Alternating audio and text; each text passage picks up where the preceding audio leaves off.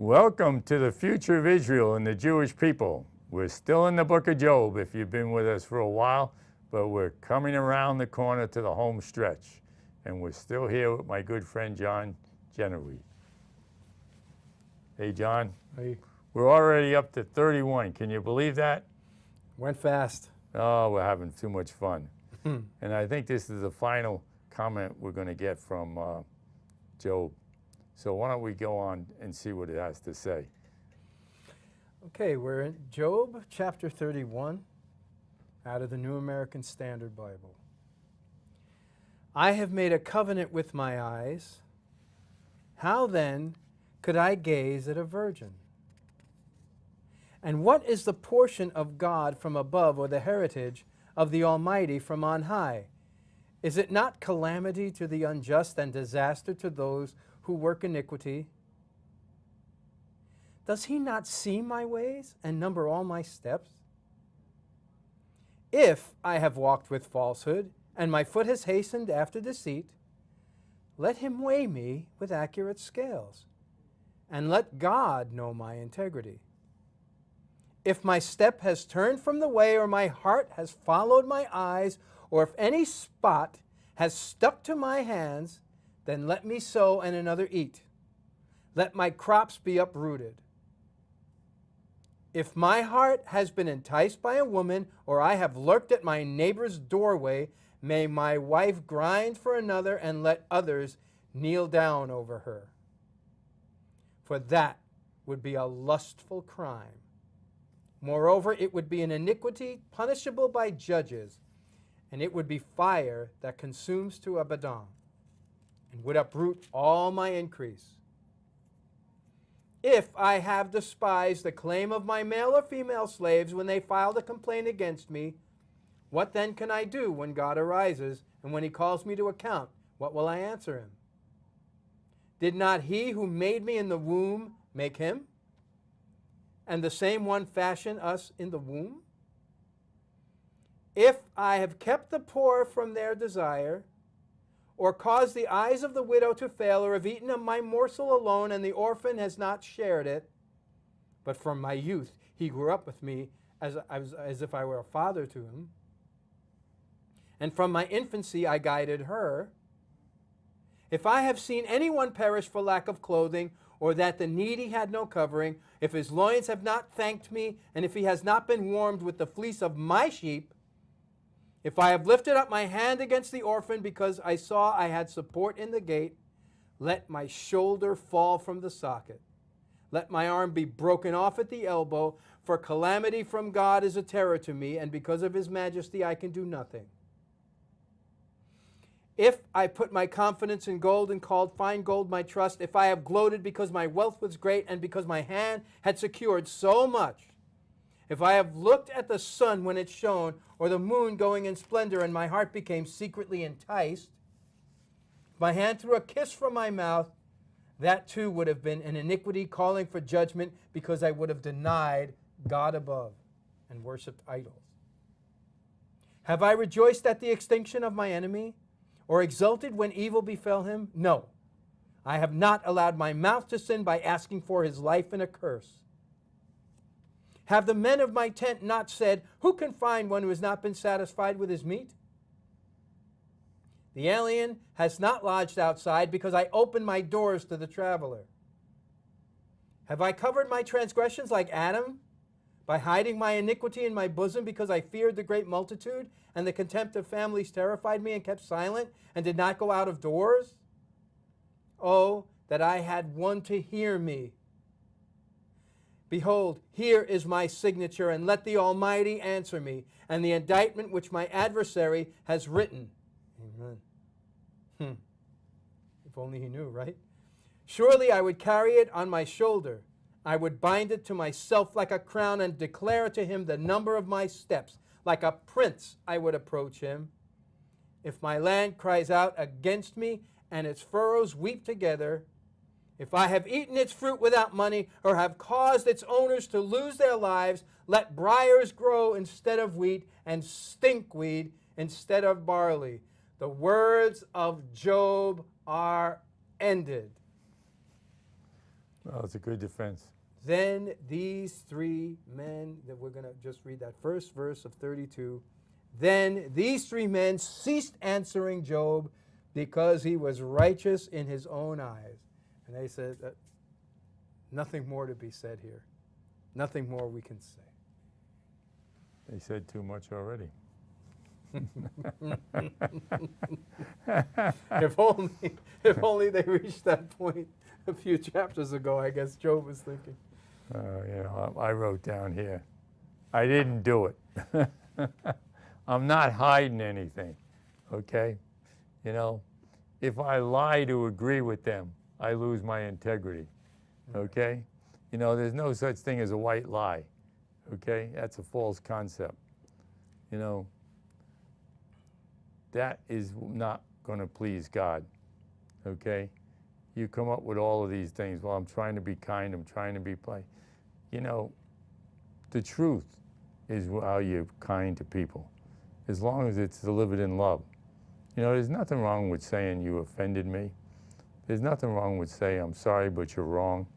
There's nothing wrong with saying I don't agree with you. I see things differently than you do, okay? Maybe you ought to consider how I see it and leave it at that. What do you think? Well, certainly, I agree with everything you just said, but I want to point out also that I just want to, let's just restate the context. Job, at this point, is sitting basically on a dung heap, scraping his boils. Yep. Having lost his 10 children, all of his wealth, everyone who ever had any respect for him is basically spitting at him. Yep. As he said, they hiss at me. And here is this man in this obviously devastated state, claiming, if I did any of the things you accuse me of, let my arm be broken off at the shoulder. Basically, if I did anything, he was expressing his heart, if I did anything that you accuse me of, then I deserve to be here and I'd be content with my lot. Yeah, he's willing to lose, let's say, his right arm, which is so important to a man's function, okay?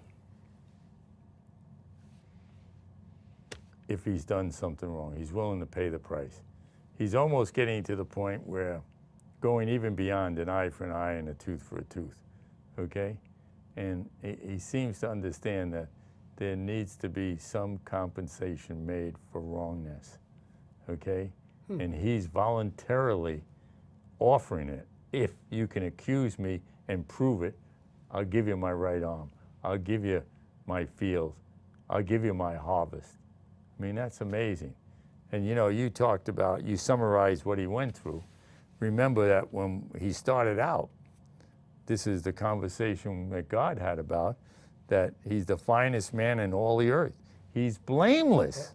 A man of complete integrity. God testified that on his behalf at the beginning of this ordeal. He fears God, okay? That's wisdom. He shunts away from evil. That's understanding, okay? He's blameless. There's no man like him, okay? And yet his friends want to accuse him. So God doesn't accuse him. The enemy says, well, you're right about that, but if you take it away, he will. And God says, okay, well, go ahead and try. I bet he won't. Right. And yet his friends are taking the enemy's side. In defense of his friends, we must remember these men loved him. And we can't forget that because they loved him, I mean, they loved him enough to sit down at that dung heap with him for 7 days, right? Because they loved him, this was an ordeal for them as well that stretched them out, that triggered them, that challenged everything they thought they knew. And as this ordeal went on, and that was more and more challenged, Job, to their eyes, was getting more and more hardened in his position, and they were getting more and more hardened in theirs, and we reach this total breach. At this point, is broken. At this point, this ends. The words of Job are ended. And then these three men ceased answering Job because he was righteous in his own eyes, and they thought he's beyond our reach. But the lesson in this whole thing is, why are we arguing? Okay? We're arguing about things. Job's arguing his case with God because he doesn't understand it's the enemy of God who's doing it to him. And his friends are arguing with him because he won't accept the blame. Okay?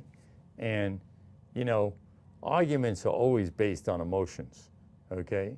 And, you know, you lose your temper and you begin to fight. It even gets physical sometimes.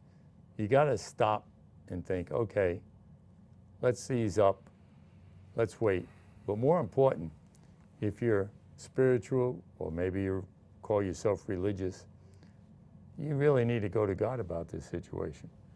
You know, Lord, first of all, Lord, what can I do for my brother who's fallen among whatever, sickness, bankruptcy, his wife left him, all these things, okay?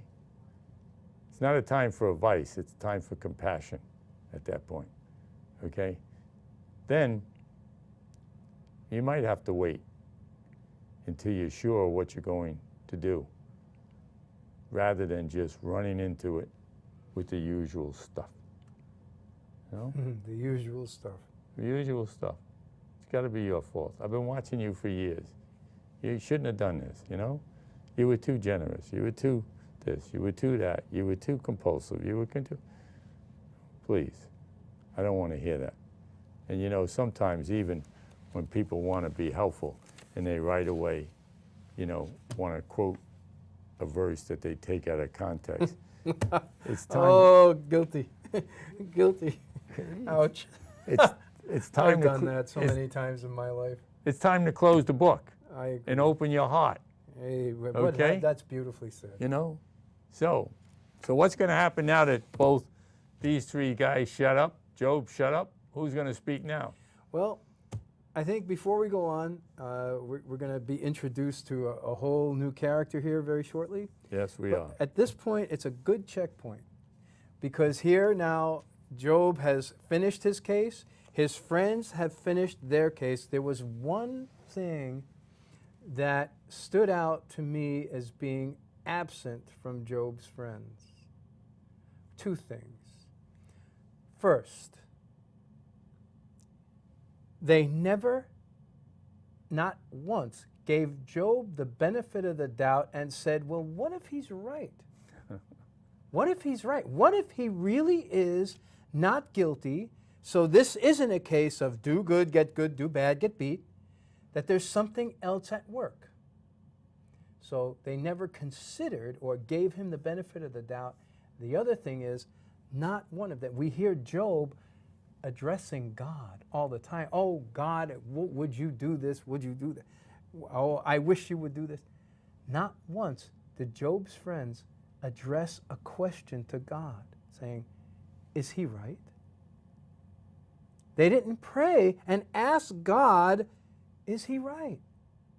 Is he really not guilty? And there's a third thing here, a third way, not do good, do bad, get beat, or is there something else happening here? And which of course we know there is. And it's not even as simple as, well, it's the devil. I don't think it's that simple. I think that God's whole way of doing things, God allowed his whole way of doing things to be put on trial here. And I look forward to getting, as we get to the end of this book, I'm going to, there's a lot to say about that. And hopefully I'll be able to say it concisely. We're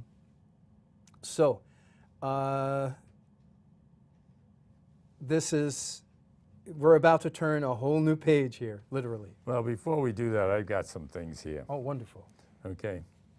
How suffering affects us. Now, this is a very interesting note. It says, we turn to God to understand and endure in deliverance. Okay? Now, the opposite of that is we become hardened and reject God. Or we can ask important questions we might not take time to think about in our busy normal life, okay? The opposite of that is we refuse to ask questions and we miss any lesson that might be good for us. I say people all the time, they waste their pain. They waste their pain. Okay? Number 3, okay? We are prepared by it to identify with comfort of other people. So, I suffered from cancer. I try to encourage people, don't give up. Here I am. That was 2003. We're in 2017. I'm happier and more at peace now than I was then, before I even found out I had cancer. Okay? So, the other way is we allow it to make us self-centered and selfish. Oh, poor me. Okay? There's also the point that we are open to being helped by others who are obedient to God. So people come to us and they want to help us. Okay? I can remember my friend Perry. He stayed with me the whole time I had the stem transplant one day. And it was very important because that day the machine broke down and there was panic there, you know. So you got to accept the help God's sending. Don't expect him to get off the throne and come and help you. He'll send somebody, okay? We withdraw from the help others can give. We say, thanks, no thanks, I'm going to suffer alone, okay? The positive way again, we are ready to learn from a trustworthy God, okay? I got through it, okay? On my lowest point, I read the book of Daniel. And you know what happened? I discovered that help was sent immediately, but it took 21 days. I shared that with the doctor, and 2 days later, I was out of the hospital and never returned again, okay? That's the way to encourage yourself, okay? Trust God. We can reject the fact that God can bring good out of calamity. Some people cannot accept the fact that all things work for the good for those who love and are called according to his purpose. Well, here's a proof in my own life. Positive way. We realize that we can identify with what the Lord suffered, okay? The suffering servant. Isaiah 53, you can read it, okay? We can accept God, we can accuse God of being unjust and perfectly lead others to reject him. So now we got a campaign against God because you're in trouble, okay? Rather than running to him, you're running from him, okay? You're blaming him, okay? Job did that, okay? But he never lost his integrity, okay? So the amount of suffering in the world is now more understanding to a person who has suffered rather than somebody who's never suffered. The negative person refuses to be open to any change in life. Very bad. You got to change your way. I know you're dying of lung cancer, but you smoked for 45 years. Your liver's shot, but you drank for 50 years. You know, you got cirrhosis of the liver, but you shot drugs. You got, I can go on and on and on. So sometimes it is our fault. Why do we blame God? Okay? Sometimes it's people's error.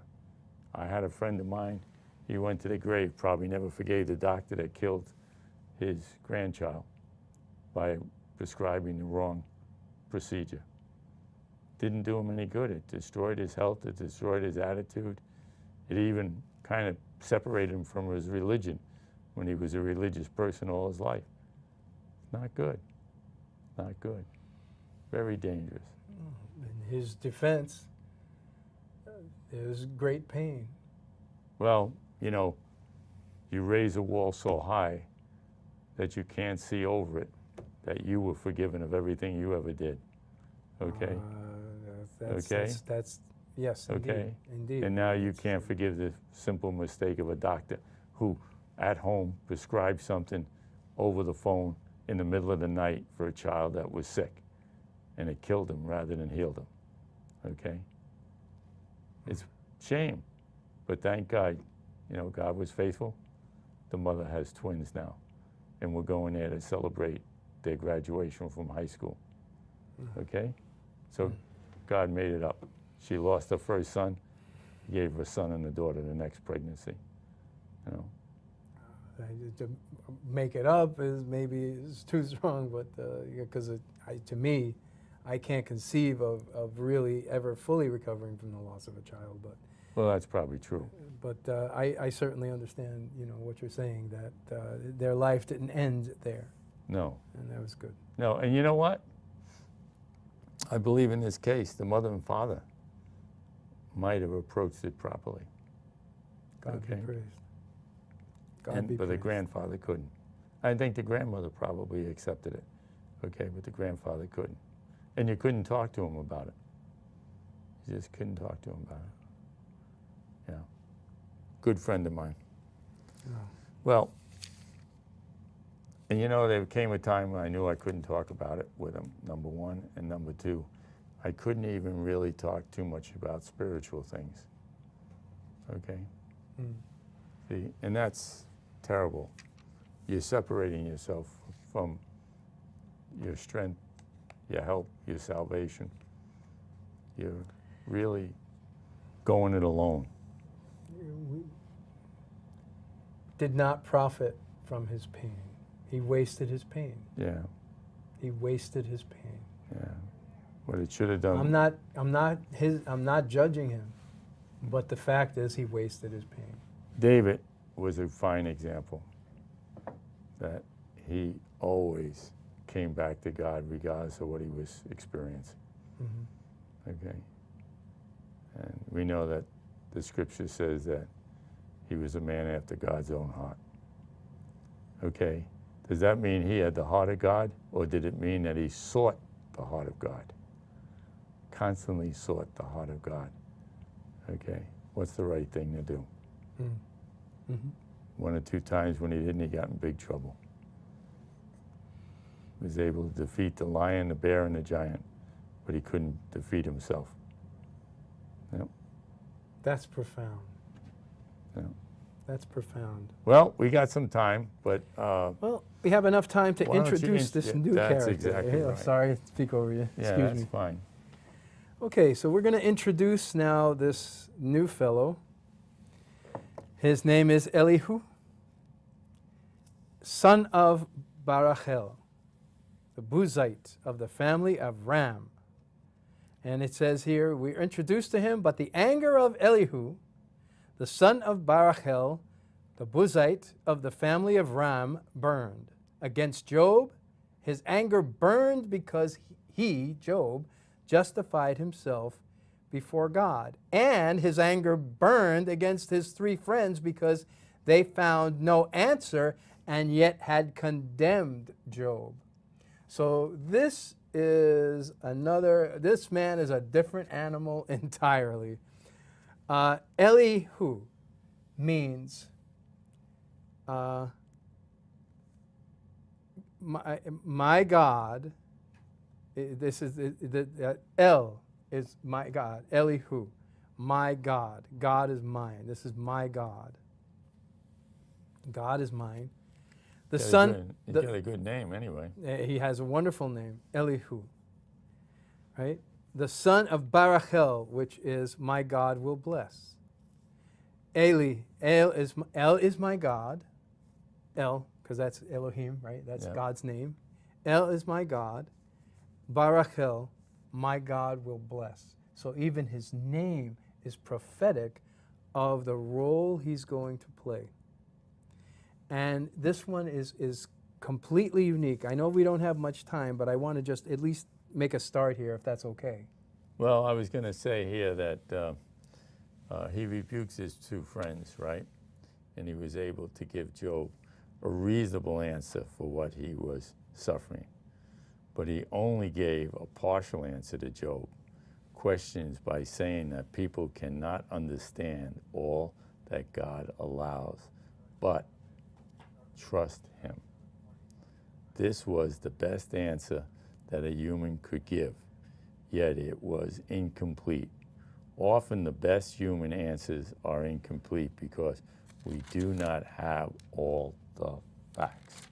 Well, I think we're going to see as we go in the next show, when we get into Elihu's words, we're going to see that his words are, his whole approach to this problem is foundationally very different than the approach of Job's three other friends.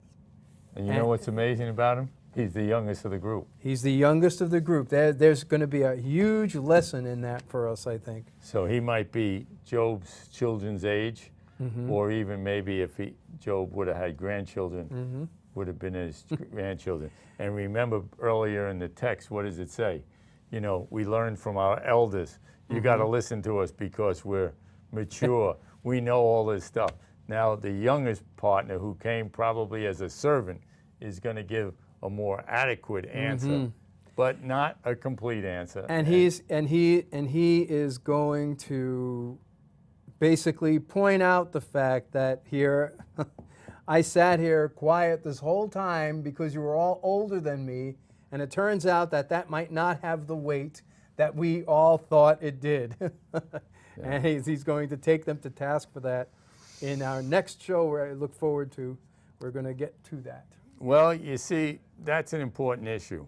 And what the important issue is that there are people who have credentials, but that means they're educated, but doesn't mean they're wise. Okay, that's number one. Number two, there are people that are in high positions, and that doesn't mean they're spiritual. Okay?